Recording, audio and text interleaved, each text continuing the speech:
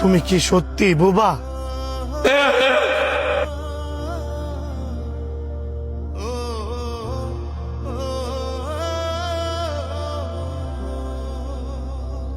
কেউ রে দোষারোপ করার আগে বালা করে যাচাই বাছাই করা উচিত যে আসলে সে দোষী কিনা।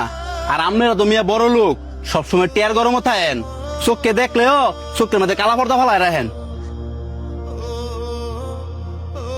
মাঝে মধ্যে নিজের চোখের দেখাটাও ভুল হয়।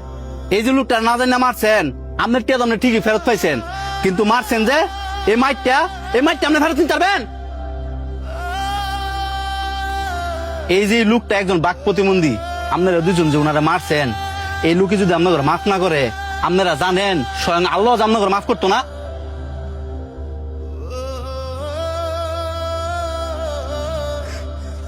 ভাই, বাইরে তুই আঙ্গুর মাফ করে দে।